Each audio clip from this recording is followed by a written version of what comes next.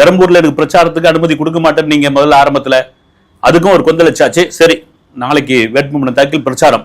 இன்னைக்கு என்னப்பா வேட்பாளர் 234 தொகுதிக்கும் தாவேக்கால ஆள் கிடையாதுங்க, இவங்க ஊர் ஊரா போய் வலை வீசி ஆளை பிடிச்சின்னு வராங்க அப்படின்னு ஒரு விமர்சனம். ஆமா, 5 கோடி இருக்குதா அவங்ககிட்ட? 5 கோடி இருந்தா தான் நீ வேட்பாளராக நிற்க முடியும். இல்லைன்னா போ தெருக்கோடியில போய் நில்லு, உனக்கெல்லாம் வேட்பாளர் இதெல்லாம் கிடையாது அப்படின்னு. அது ஒரு பக்கம். இல்லைங்க, இவங்க என்னன்னா செலக்ட் பண்ணி யாருக்கு எப்படி இருக்குது ஏது இந்த 2ஆம் கட்ட தலைவர்கள் எல்லாம் உள்ள பூந்து அவங்களுக்கு வேண்டப்பட்டவங்களுக்கு மட்டும் செலக்ட் பண்ணியிருக்காங்க. இதுல விஜயோடைய கவனத்துக்கே போகல, முழுக்க முழுக்க பாதி பேர் அவங்க ஆளுங்க தான் அப்படின்னு ஒரு விமர்சனம். எந்த விமர்சனமா இருக்கட்டும், இன்னைக்கு 234 தொகுதிக்கான வேட்பாளர்களை அறிவிச்சிட்டாரு விஜய். எல்லாமே புதுமுகங்கள் தான். செங்கோட்டையன் அவர்களை தவிர அவருக்கு கன்ஃபார்மா கோபிச்செட்டிப்பாளையத்தில் வின்னு. ஆனால் விஜய் சொல்றது என்னன்னா 234 தொகுதியில வின்னு. திரும்பவும் அதான் சொல்றாரு.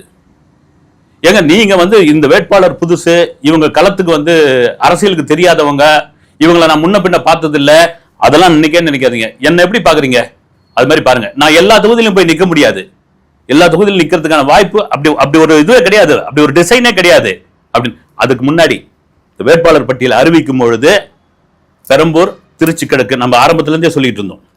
2 தொகுதி அது கூட சொல்லிட்டு இருந்தாங்க. எதிர்கட்சி விமர்சனங்கள் விஜய் பயப்படுறாரு, ஒண்ணுத்துல தோத்தா ஒண்ணுத்துல ஜெயிச்சிடும். இருக்கட்டுமே, என்ன இருக்குது, பெரிய பெரிய தலைவர்கள் அதை தானே பண்ணிட்டு இருக்காங்க. ஆனால் விஜய் தரப்புல இருந்து என்னன்னா, எம்பா என்ன ஒன்னாலும் நடக்கலாம், கடைசி நேரத்துல வேட்புமனுல சிக்கல் வரலாம், கடைசி நேரத்துல பிரச்சனை ஏற்படுத்தலாம், என்ன வேணாலும் நடக்கலாங்க. அது இவங்க அவங்க பிரிச்சு சேஃப்டிக்கு இன்னொரு தொகுதியில் நிக்கிறேன் அப்படின்னு. இதெல்லாம் தாண்டி விஜய் சொன்ன ஒரு விஷயம் போதும், இந்த ஆட்சி சர்வாதிகார ஆட்சி போதும், ஒரு மக்கள் ஆட்சி கொண்டு வாங்க, எனக்கு ஒரு வாய்ப்பு கொடுங்க. அதுதாங்க இறங்கி பக்க அரசியல்வாதியா மாறினதுன்னா எனக்கு ஒரு வாய்ப்பு கொடுங்க.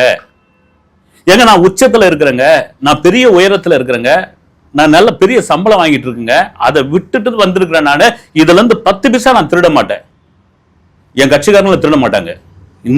நான் ஆட்சிக்கு வந்தால் இதிலிருந்து 10 பைசா கூட எடுக்க மாட்டோம், எங்களுக்கு தேவையில்லை அந்த காசு. எனக்காக இவ்வளவு வருஷம் என்ன கொண்டாடினீங்கல்ல, கொண்டாடிக்கிட்டு இருக்கீங்கல்ல சினிமாவில், உங்களுக்கு ஏதாவது ஒரு நல்லது பண்ணிட்டு போகலாம் அப்படின்றதுக்காக தான் நான் அரசியல் களத்துக்குள் வர.